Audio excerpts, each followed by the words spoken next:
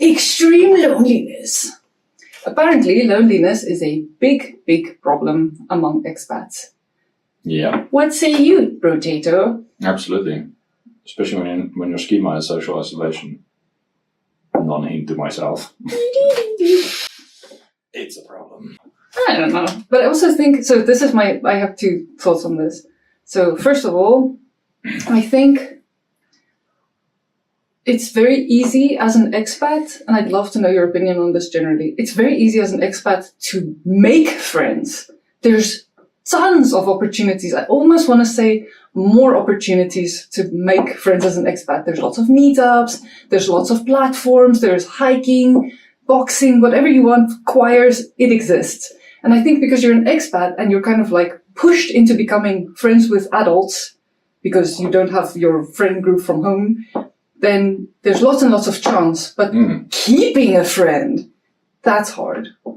Yeah, from the meetup perspective, I mean, looking at just the platform meetup, most of that stuff is English, right? It depends.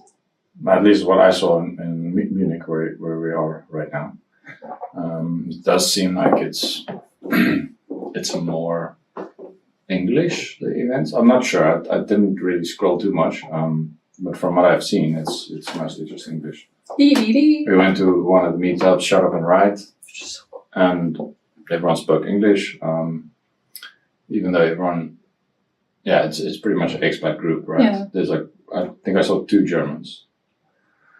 But that's also a risk, right? If you're living as an expat in a large city, I mean, I'm from Amsterdam, so that's the majority is expats, essentially. 51%. It's not really Dutch. Or at least, 51%. I think the Dutch people would be offended if I say that, but well, I mean, Amsterdam's history has always been that, it's always been sort of like a cultural melting pot with different languages and things, due to the trade and everything. Yeah. So it has always been some mix of different nationalities and so I'm not sure where I'm going with this. My ADD brain's all over the place. So you're saying because Amsterdam is a port city, because it's always been a city of trade, the Netherlands has always been a country of trade, of course it's going to have a large expat population. Yeah, I read some a book about the history of Amsterdam, and at some point they had, these sort of places where you go, where you view all the types of things that they brought in on ships. So that would be like the first time you see an elephant is like they had the damn thing on a ship and they sailed to the Netherlands. I mean, you could see it for behold. the first. Yeah, behold, elephant. It's almost dead, but elephant. We don't know what to feed it and how it works, but feed it croquette. I don't know if they had elephants. I think they had elephants at some point, but like all kinds of creatures that they brought from all over the world. So that would be sort of your first experience seeing something like that. Different types of people from all the colonies that they had. So obviously, I also think it depends on like where you are. Like Amsterdam, big melting pot.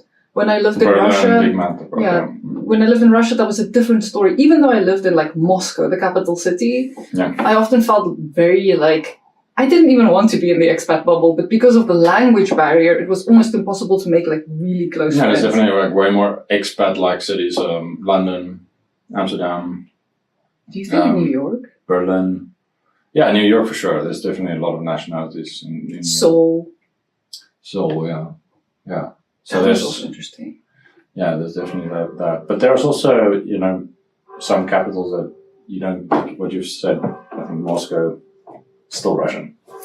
Yeah. Yeah, especially now. No one's going to Moscow. But Changwon was interesting because there I felt like you could very easily make friends with Koreans, but then it's not. I almost feel like I've read the same. Sort of like a platonic type of relationship or some sort of a flat. Exactly, like it never. It didn't want to go deep. Yeah, I mean that's my experience.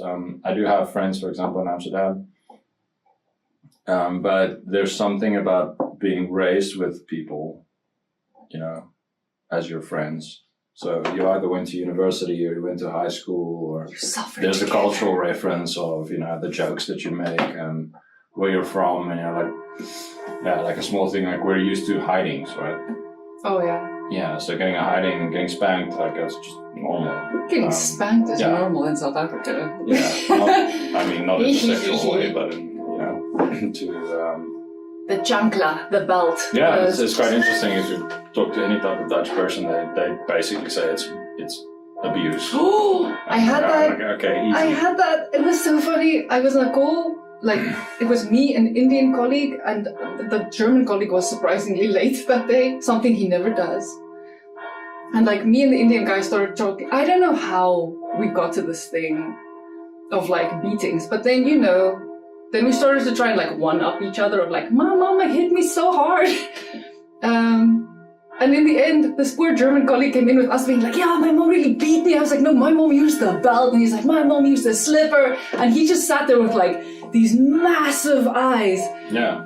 And then my principal beat me with a rod. No, he had that wooden... A rotang. Oh, so it's like a rod.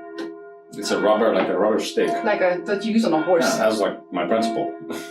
My school principal. Just a friendly beating. Anyway. Yeah, but that's the expat experience, right? Yeah. So each person experiences it differently. Like some things you find, one culture finds appalling, the other culture is okay with, right? And I think that's also what makes such an experience, especially when you're an expat and you're going on first dates and stuff is like just integrate, just try to engage instead of staying in your little expat bubble. Trevor Noah says this thing I really like. He's like, when we speak like English to a person who's a non-native speaker, we speak to their heads. But if you can speak to them in their mother tongue, you speak to their hearts. And I think a lot of people, especially here in Germany, who struggle to make friends is because they don't learn German. And then they're like, why aren't I making German friends? Yeah. And I find that Germans, even when they speak good English, the second they're all together, it's not long and they'll start speaking German. And I am not mad because this is Germany. Yeah.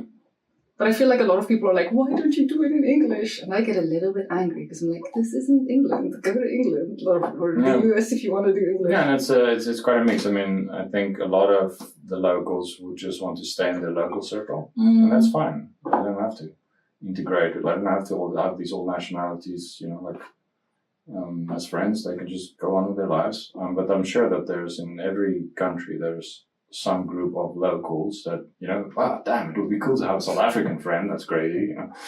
I can tell people he's exotic. My exotic South African friend. Yeah. So, for some people it's pretty awesome to get to know someone like that. I also think that obviously one loneliness factor is that you're just from a completely different context.